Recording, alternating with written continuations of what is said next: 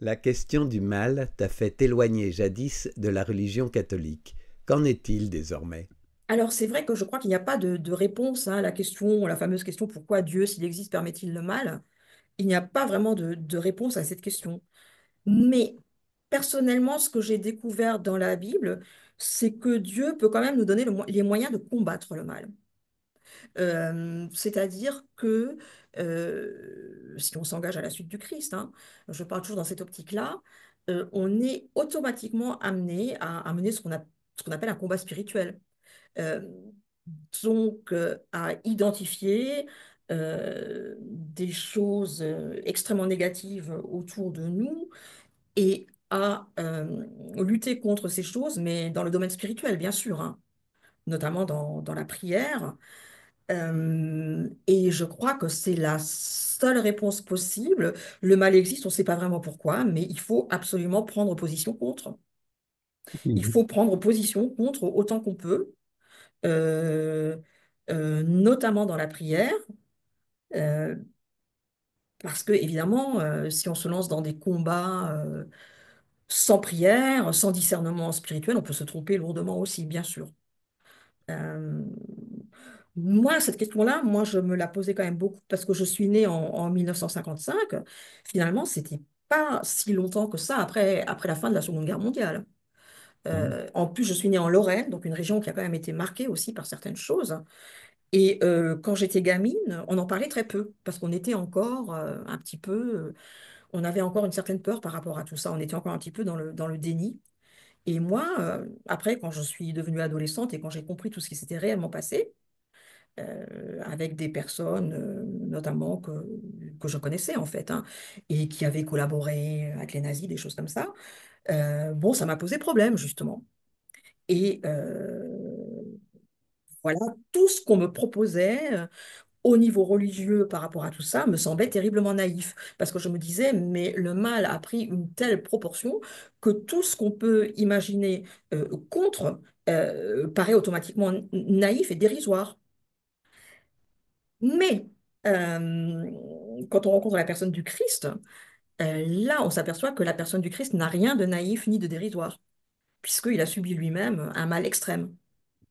Donc là, je crois qu'on peut trouver un point d'appui. Que veut dire pratiquement que tu trouves une puissance dans la personne du Christ? Alors, bon, on peut pratiquer ce qu'on appelle la prière d'intercession, c'est-à-dire prier pour des personnes ou pour des situations. Et j'ai vu des situations changer. Je, bon, je veux pas. Enfin, je pense notamment au cas d'une amie qui avait vraiment de très nombreux problèmes euh, d'ordre psychologique, d'angoisse, de dépression, hein. Et on s'est mis à plusieurs à prier pour elle. Alors, pas seulement, hein, elle a bénéficié d'un suivi psychologique aussi, par un psychologue croyant également, hein, croyant dans une optique chrétienne. Donc, cette personne-là l'a aidée, mais aussi la prière de plusieurs personnes. Euh, j'ai vu d'autres cas de ce genre. Et dans ma propre vie, j'ai aussi pu venir quand même à bout de certains problèmes. Comment dire, par exemple, cette dépendance affective dont je parlais tout à l'heure. Bon, je peux quand même dire que je m'en suis débarrassée. Maintenant, on pourra toujours rétorquer que le temps fait bien les choses aussi et qu'en vieillissant, voilà, certains problèmes se règlent tout seuls. Mais vraiment, je crois que non, j'ai pu expérimenter quand même que la prière, euh, c'est-à-dire ben, l'interaction avec le Saint-Esprit, hein, dont je parlais tout à l'heure, permet de modifier des situations et permet surtout de se changer soi-même. Parce que certaines personnes disent aussi, mais à quoi bon prier, puisque Dieu est censé tout savoir, puisqu'il sait tout, c'est pas la peine de lui le dire. Alors évidemment, mais en fait, ce que Dieu veut, je crois, c'est qu'on collabore aussi à son œuvre et qu'on se transforme soi-même. Parce que dans la prière, on se transforme aussi soi-même et on se rend plus apte à lutter contre ce contre quoi il faut lutter, parce qu'il y a quand même des choses, je pense que l'état du monde le prouve, contre lesquelles il faut lutter. Qu'est-ce qui vous a fait choisir plutôt le protestantisme? Alors, je pense que c'est dû à mon tempérament littéraire, parce que les protestants ont une tradition d'examen des textes très ancienne. Euh, ils pratiquent aussi ce qu'on appelle le libre examen, c'est-à-dire euh, on est vraiment totalement libre par rapport aux textes, on peut les étudier, on peut utiliser toutes sortes de méthodes d'analyse, toutes les méthodes sont bonnes. Euh, donc ça m'a, toutes les méthodes sont intéressantes du moins. Donc ça m'a beaucoup plu le fait d'analyser des textes bibliques finalement comme on aurait pu le faire, comme j'aurais pu le faire pour d'autres textes littéraires. Parce que ce sont en même temps des textes, même de très grands textes littéraires, hein. Euh, il y a eu ça. Bon, maintenant, l'Église catholique a beaucoup changé. Maintenant, l'Église catholique pratique aussi, hein, beaucoup plus qu'avant, hein, ce genre d'analyse. Et tout le monde y a accès aussi dans l'Église catholique. Alors que, il y a une certaine époque, tout le monde n'y avait pas accès. C'était réservé aux prêtres, aux spécialistes. Maintenant, ça a quand même changé tout ça. Et puis l'autre point, c'est aussi quand même la place donnée aux femmes, parce que bon, la paroisse protestante où je suis engagée en ce moment est gérée par une femme pasteur. Euh, alors que ça n'existe pas dans le catholicisme, et j'avoue que ça me pose quand même un problème dans le catholicisme. Le fait que la place de la femme soit réduite, qu'elle soit souvent, malgré tout, quoi qu'on en dise, hein, on dira que c'est pas vrai, mais considérée un peu comme une servante. Parce que quand on dit oui, mais les hommes et les femmes ont des dons complémentaires, ils sont différents, mais ils se complètent, ça sous-entend souvent que la femme a plus le don de servir que l'homme, alors que l'homme a plus le don de diriger. Donc, voilà, ça me pose un petit problème encore au sein du catholicisme, ce qui ne m'empêche pas, hein, je l'ai dit tout à l'heure, de faire des choses avec des catholiques et de les trouver très sympathiques, aucun problème, hein. Mais il y a quand même eu cet aspect-là aussi. Et puis, Merci. il y a quand même encore, pour ajouter quelque chose, peut-être aussi le fait quand même que les protestants insistent sur le fait qu'il n'y a aucun intermédiaire entre Dieu et nous. On y a accès sans aucun problème. Alors que ben, dans certaines traditions catholiques, pas toutes peut-être, mais il y a quand même l'intermédiaire des saints, de la Vierge Marie, qui s'avère nécessaire, ce qui est peut-être un petit peu gênant dans la mesure où toute la Bible, et notamment l'Ancien Testament déjà, insiste sur le fait qu'il ne devrait pas y avoir d'intermédiaire, voilà, entre Dieu et l'homme, hein. Tu dis avoir pris le Christ pour compagnon. Pourquoi pas Dieu directement? Bah, disons, alors ça c'est une des grosses difficultés des traditions chrétiennes. C'est vrai que le Christ, c'est Dieu. Il n'y a pas de séparation entre les deux. Enfin, alors là, on entre dans les mystères de la Trinité, c'est assez compliqué. Mais euh, comment dire, Christ est une partie est une manifestation de Dieu.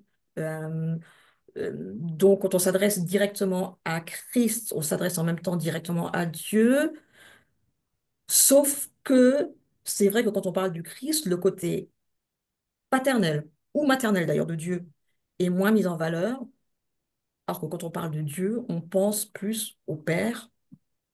Euh, voilà. Le Christ serait plus euh, effectivement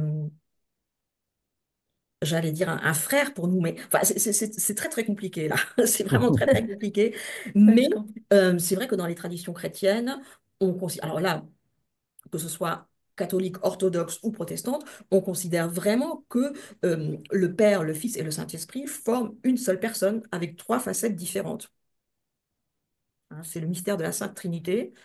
Le père assumant davantage le côté paternel ou maternel, parce qu'il y a des versets dans l'Ancien Testament aussi qui présentent Dieu comme une mère protégeant ses enfants. Euh, le Fils mettant plus en valeur l'aspect humain, enfin, oui, le Christ étant Dieu fait homme, et puis le Saint-Esprit représentant cette facette un petit peu invisible, cette puissance qu'on ne voit pas mais qu'on peut sentir. D'accord. Et donc, tu sens cette présence, la présence du Christ auprès de toi. Bah, oui, oui, alors c'est pas physique, hein, euh, c'est plutôt comme une impression d'apaisement qui vient parfois, une impression d'apaisement, euh, des pensées qui viennent aussi, dont on se dit, mais d'où vient cette pensée-là? C'est bizarre. Euh, Est-ce que cette pensée ne viendrait pas de Dieu? Ou cet apaisement que je ressens brusquement là, est-ce que ça ne viendrait pas de Dieu? Oui, c'est de cet ordre-là. Euh, il y a parfois des récits de manifestations plus physiques, hein, notamment le fameux récit de la Pentecôte où un vent violent s'est mis à souffler. Euh, Moi, personnellement, j'ai jamais vu de choses comme ça. Je pense que ça peut exister, mais dans la plupart des cas, c'est quand même relativement discret, mais c'est réel. La Bible est passée par différentes langues, traductions, présentations au fil du temps. Qu'en penses-tu? Alors, c'est vrai que je ne pense pas qu'il faille avoir une approche trop fondamentaliste des textes, hein. C'est ce qu'on reproche d'ailleurs à certains évangéliques, d'être trop fondamentalistes. Donc, je pense que la Bible est vraiment inspirée par Dieu, mais Dieu a utilisé toutes sortes de canaux humains pour délivrer sa parole. Donc, il a aussi utilisé, comment dire, des détours, bon, je donne un exemple. On est presque sûr maintenant que les premiers livres de la Bible, l'Exode, la Genèse, enfin la Genèse et l'Exode plutôt, et les livres qui suivent ont été écrits assez tardivement, hein. L'Exode, c'est censé se passer je ne sais plus moi, en 1200, voire 1500, j'avoue avant Jésus-Christ, mais on sait que ça a été écrit probablement au sixième, voire au cinquième siècle avant Jésus-Christ, hein. Donc, évidemment que pendant tous ces siècles, les choses se sont transmises oralement et ont probablement été déformées. Et ce qu'on sait maintenant, c'est que quand ça a été écrit, c'était en fait une période très difficile pour le peuple hébreu, puisque c'était une période d'exil. Puisque aux environs du 6e, 5e siècle avant Jésus-Christ, les Babyloniens, entre autres, ont attaqué les Hébreux et les ont déportés en Perse, dans d'autres pays. Donc là, les Hébreux ont pris en fait conscience de leur identité beaucoup plus qu'avant, et c'est là qu'ils ont écrit ces fameux textes pour renforcer justement leur identité, hein. Donc certains, du coup, certaines personnes disent, ah bah oui, donc c'est pas vrai, tout ça, ça a été écrit uniquement dans le but de créer une identité nationale, parce que la situation était problématique à l'époque. Mais moi, personnellement, je crois que Dieu utilise même ces choses-là.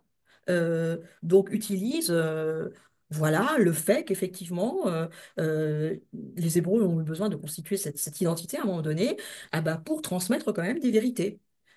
Alors, évidemment, l'histoire d'Adam et Ève dans la Genèse, bien sûr que ça ne s'est pas passé comme ça. Bien sûr, on le sait maintenant qu'il n'y a pas eu un homme, une femme, il n'y a pas eu la pomme, il n'y a pas eu le serpent. Tout ça, c'est quand même de l'ordre du symbolique. Mais moi, j'ai entendu des interprétations très intéressantes, par exemple, justement, de ces histoires d'Adam et Ève, des interprétations d'ordre un petit peu psychanalytique, c'est-à-dire qui mettaient en évidence les symboles qu'il y a derrière tout ça. Toute une analyse très psychanalytique de ce qui s'est passé à ce moment-là. Et là, ça devient très intéressant et on se rend compte qu'il y a quand même des vérités profondes là-dedans, des vérités profondes sur l'humanité, même si vraiment les choses ne sont... Bon, évidemment, les choses ne sont pas passées comme ça. Mais il y a quand même des vérités profondes et c'est en ce sens-là, dans ce sens-là, que je pense que la Bible est quand même la parole de Dieu. Même si les histoires ont été transformées, triturées, même s'il y a eu des emprunts à d'autres cultures, hein. On sait que le déluge, par exemple, il en est question dans d'autres cultures aussi. Donc, mais je pense qu'il y a quand même eu une espèce de miracle aussi dans le fait que les choses s'ordonnent comme ça dans la Bible, qu'il y ait cette espèce de progression. Alors là aussi, cette progression n'est pas venue toute seule, hein. Il y a des gens qui se sont réunis lors des conciles au 1er siècle après Jésus-Christ pour décider quel livre ils retenaient, à quelle place ils le mettaient dans la Bible. Mais je pense que là aussi, ces personnes ont été inspirées par Dieu pour délivrer quand même des vérités très importantes. Tu exprimais que la poésie n'était pas très médiatisée. Peux-tu développer?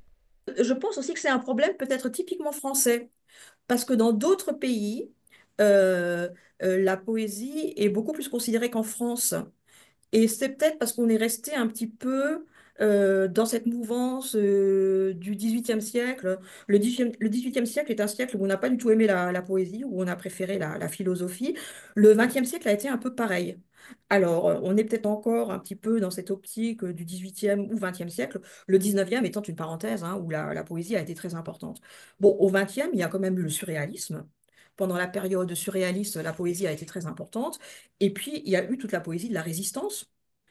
Certaines personnes disent d'ailleurs que les périodes de crise favorisent l'émergence de la poésie et que ça a été le cas pendant les guerres mondiales. Il y a eu notamment toute une poésie de la résistance. Mais après, pendant la seconde moitié du XXe siècle, c'est vrai qu'on a eu tendance à ne plus beaucoup parler de poésie. Hein, on est revenu à une littérature plus, je ne sais pas si on peut dire plus philosophique, en un premier temps avec des gens comme Sartre, Camus et tous ces écrivains qui ne pratiquaient pas la poésie. Mais dans d'autres pays, l'évolution n'a pas été la même. Alors, je pense notamment aux pays du Maghreb, du Moyen-Orient, où la poésie a toujours été très importante. Je pense aussi aux pays slaves et même les pays anglo-saxons, même les États-Unis. Hein. Souvent, on considère les Américains comme un peuple quand même assez matérialiste.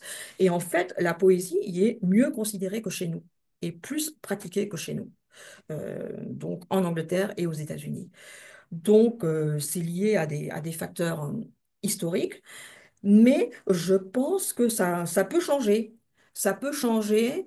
Euh, Maintenant, je pense aux personnes qui disent que la poésie est souvent liée à des situations de crise. Bon, on est dans des situations de crise. Alors certains diront on y est depuis longtemps, on y est depuis toujours, on y est toujours. Et pourtant, ça n'a pas fait émerger plus de poésie pour autant. Mais je vois quand même des signes autour de moi, comme quoi les gens s'intéressent à la poésie. Il y a le marché de la poésie, quand même, place Saint-Sulpice, qui est relativement médiatisé quand même. Il y a des journaux comme des quotidiens comme La Croix ou des hebdomadaires comme Télérama qui présentent toujours un peu de poésie et qui présentent aussi des critiques de livres de poésie. Mais il est vrai que c'est peu. C'est peu. Et puis bon, parfois je me dis aussi, mais est-ce que c'est si grave que ça? Est-ce que ça n'a pas toujours été comme ça?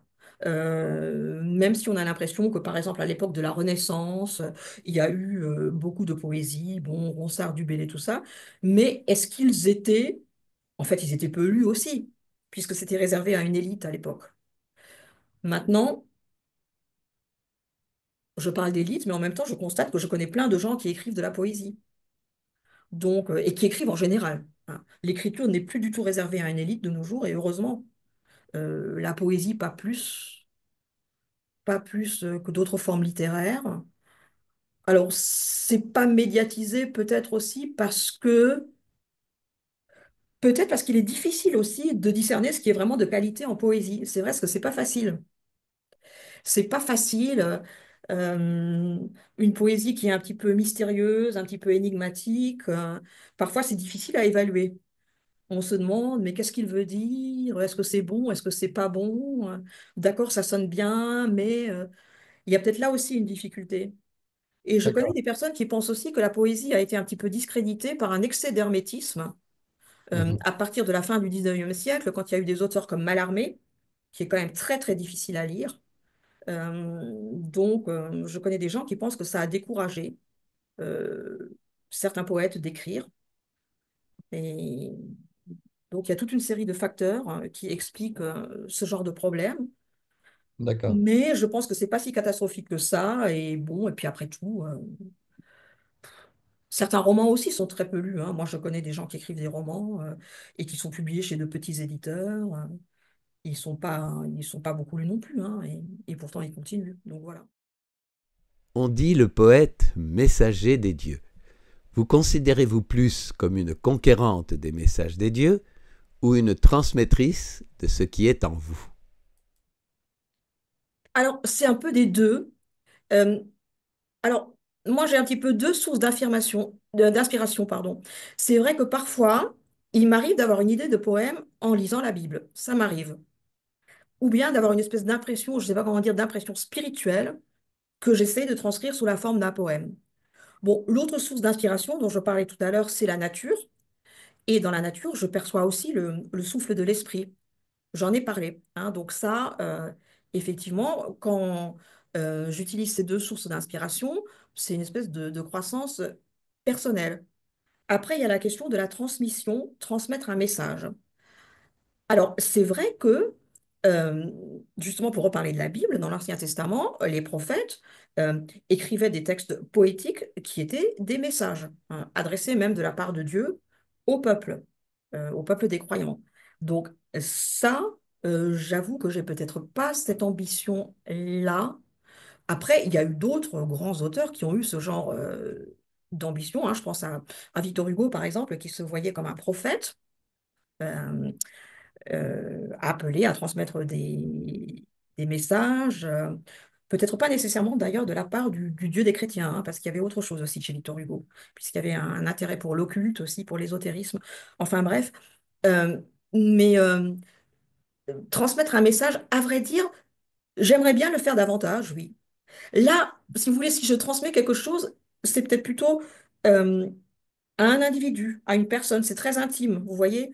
Je me dis que peut-être une personne peut être touchée par telle chose que je dirais dans un poème, ou quelques personnes, mais pas plus. Mais par ailleurs, moi, j'aimerais bien écrire, par exemple, davantage sur l'état du monde, sur notamment, enfin, je ne dirais pas écrire sur l'écologie, parce que ça fait un petit peu. Mais il y a une nouvelle revue, là, qui a vu le jour il y a quelques mois, qui s'appelle Revue d'éco-poésie et qui a cette ambition-là, d'écrire de la poésie pour défendre la planète, disons. Et ça, je trouve que c'est intéressant aussi. Et j'aimerais bien écrire dans cette optique-là aussi. Maintenant, pour transmettre un message chrétien, mais vraiment un message chrétien, il y a toujours la difficulté dont je parlais tout à l'heure. Si on dit les choses de manière trop... Il y a toujours ce risque de tomber dans les bonnieuseries. Je-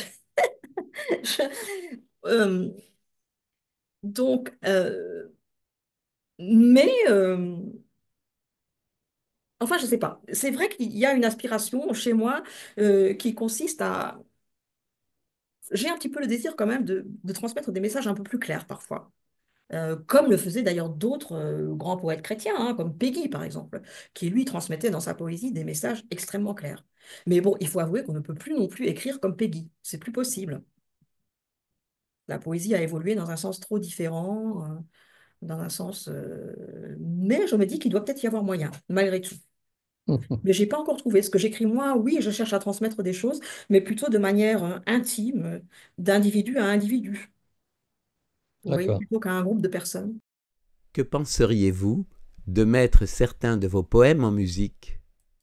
Je pense pas que ça s'y prêterait. Mhm. Honnêtement, je ne pense pas que ça s'y prêterait. Éventuellement, avec un arrière-plan musical, oui. Mais bon, maintenant je dis ça, je me trompe peut-être. Mais bah, on a aussi l'exemple du slam actuellement, qui Oui. peut être très bien. Mais c'est vrai que quand on regarde la manière dont c'est fait les textes de slam, ce sont en fait des vers très réguliers avec des rimes, c'est-à-dire c'est une poésie hyper classique en fait. Le slam n'est pas quelque chose de classique, mais, parce que en fait, c'est l'union musique et texte et déclamation qui ne sont pas classiques. Mais si on ne prend que les textes eux-mêmes, sans la déclamation, sans la musique, ils sont extrêmement classiques. Et écrire d'une manière aussi classique, moi, je ne peux pas. Non, c'est vrai que je ne peux pas écrire avec des alexandrins, des vers de... Enfin, en slam, c'est pas toujours des alexandrins. Enfin, il faudrait voir, peut-être souvent quand même. Mais en tout cas, ce qui est sûr, c'est qu'il y a toujours des rimes, hein, en slam. Mhm. Et ça, la rime, c'est vrai qu'en poésie, la plupart des poètes du XXe siècle considèrent que la rime est dépassée depuis, bah, je sais pas, depuis le début du XXe siècle. Euh, Maintenant, j'en fais de temps en temps. On peut en faire de temps en temps, mais faire un texte entièrement rimé, euh, on peut en faire, mais tout un recueil de textes entièrement rimés. En revanche, bon, ça se fait toujours, hein, mais j'avoue que j'ai un petit peu un doute sur la qualité de ces textes parfois.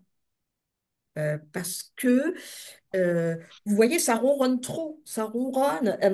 Et puis, dans le domaine de l'esthétique, il faut quand même faire attention à... euh, il faut avoir comme but de susciter des émotions neuves, hein. Or, si on revient à des choses trop anciennes, trop connues, l'émotion s'atténue, ça se...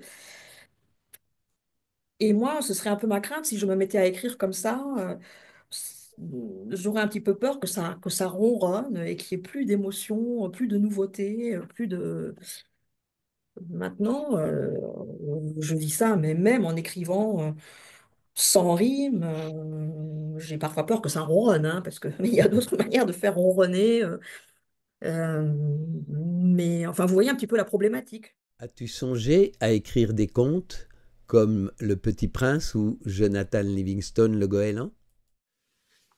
Alors j'y ai pensé. Alors j'ai fait des textes en prose qui sont un peu de l'ordre du conte, mais ce sont des textes longs. Donc ça peut paraître bizarre, mais un conte long, ça peut paraître un peu paradoxal. Mais je dirais là aussi, le message est peut-être un petit peu diffus. Non, j'ai pas essayé de présenter un message très très clair sous forme de conte. J'avoue que j'ai pas essayé. Non, mais c'est une idée, pourquoi pas? Oui. Votre désir d'écrire a-t-il été suscité par un événement déclencheur? Alors, pour l'écriture en général, je crois que c'est tout simplement la lecture de littérature pour la jeunesse quand j'étais enfant. J'ai été absolument...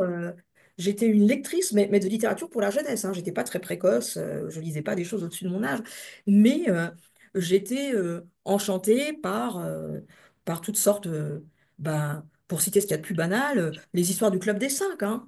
C'est incroyable, mais ça m'a vraiment donné envie d'écrire à mon tour. Maintenant, la poésie, c'est peut-être autre chose. La poésie, je pense que c'est surtout des émotions face à la nature, l'envie d'exprimer ce que je ressentais face à la nature.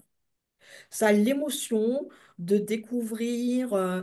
Bon, quand j'étais gamine, mes parents nous emmenaient en vacances dans les Alpes. Et là, je sais que j'ai eu des émotions en montagne vraiment très très fortes que j'avais besoin d'exprimer sous une forme poétique. Ça c'est presque certain. Oui, parce que là, c'est tellement fort la beauté de la montagne que oui, il faut presque un langage spécial pour pouvoir exprimer ça. Enfin, moi, je l'ai ressenti comme ça. Selon vous, que se passe-t-il après notre existence? Alors, les protestants, parce qu'il y a aussi différents courants dans le protestantisme, hein, Mhm. euh, il y a des protestants qui ne croient pas vraiment à la résurrection. Mais les courants protestants dont je fais partie croient en la résurrection. Moi, j'y crois. Hein. Donc, je pense que nous aurons une autre vie après la mort. Maintenant, je ne vais pas entrer dans les détails pour savoir, pour décrire sous quelle forme ce sera. D'ailleurs, on ne sait pas tout. La Bible ne dit pas tout à ce sujet. Elle dit certaines choses, mais c'est loin d'être complet. Euh, alors, euh, ce qui paraît à peu près sûr. Oh là, je vois que mon niveau de batterie est faible. Ouais. Oui, bon, on arrive à la fin, de toute Ouais. façon. Alors, ce qui paraît un peu, on ressuscitera, on sera sous une forme spirituelle comme des esprits, mais on nous reconnaîtra quand même. On nous reconnaîtra quand même. Donc, on gardera quand même un enfin, c'est assez compliqué. On va pas entrer là-dedans. Mais Oui. en tout cas, moi, je crois effectivement très fortement en la résurrection. Et qu'est-ce que j'aimerais faire? Mais alors, louer Dieu, enfin, oui, continuer à m'exprimer comme quand j'écris des poèmes. Finalement, c'est souvent une forme de louange hein, qui est exprimée par les poèmes. Pas toujours, mais souvent. Et ça, oui, j'aimerais bien le faire. Oui. Chanter, faire de la musique aussi. Si, faire de la musique, si je pouvais. Je n'ai pas vraiment appris à jouer d'un instrument, mais c'est quelque chose que j'aimerais faire. Bon, Composer de la musique et en jouer. eh ben, c'est une bonne perspective pour conclure notre échange et notre discussion. Merci beaucoup, Marilyn, de t'être exprimée vraiment sincèrement et très directement et très clairement. Il y a beaucoup de choses que moi j'ai éprouvées avec sentiment, avec émotion. Et c'est très riche en même temps. Puis c'est tellement des sujets on a envie de continuer encore, mais ça sera une prochaine fois et j'espère que tu reviendras parmi nous, que tu Bien seras sûr. assidu à nos échanges et que, voilà, et pourquoi pas venir nous aider à diffuser cette priorité donnée à l'esprit dans nos existences. Et nous envoyer des poèmes aussi. Et de nous envoyer des poèmes. Absolument. Tout à fait. Merci beaucoup, Marilyn. Merci à vous Merci tous. à vous Merci tous, à vous merci tous. d'avoir écouté, merci d'avoir participé, merci beaucoup.